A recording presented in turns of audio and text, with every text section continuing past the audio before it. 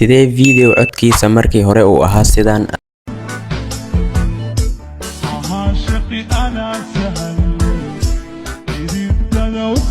aad u bedeli kartaa sidaan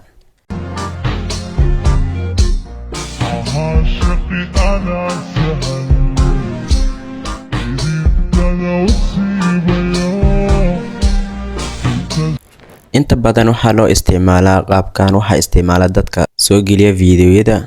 shortska TikTok-ka waxaa laga yaabaa inaad halkaas ku aragtay aadna isweydiisay qaabka loo sameeyo balse aad garan weysay wado aad u martay balse maanta waxaa rabaa inaan ku baro wadadii aad u samaysan lahayd muuqaal noocan ah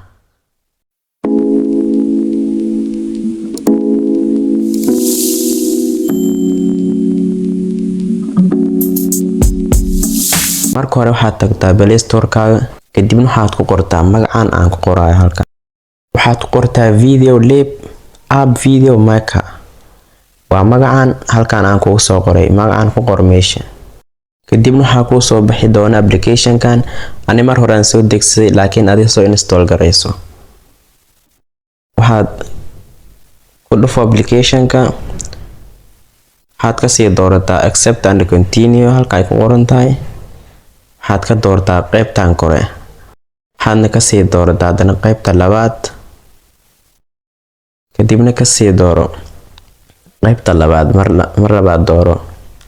marka uu inta ku keeno waxaad ku xireysaa Gmail oo Gmailadaada kamid ah marka waxaad ku dhufanaysaa continue with Google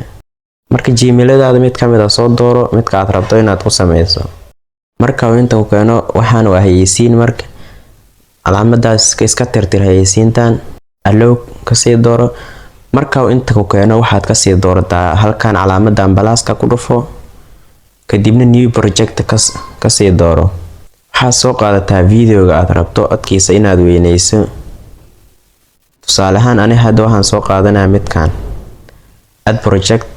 saa u jeedid videoga hadda codkiisa ila maqal sida uu yahay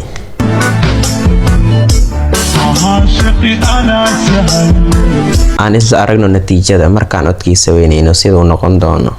waxaad ka sii doorataa halkan ay ku qoran tahay speed saacadan markay hoogaa gadaal u celi hadda aan daarno videoga markii hore siduu ahayo hadda siduu yahay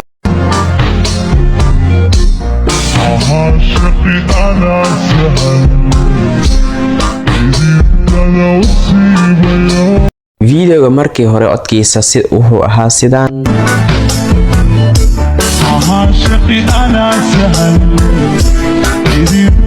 codkiisa labaadna waa kan sidaan u bedelnay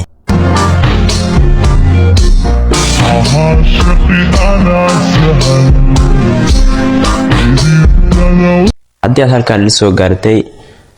aad muuqaalka hore la gareynin muuqaalka laag noo saar channelkan ku soo beer oo noqo asxaabta wanaagsan ee noo xiran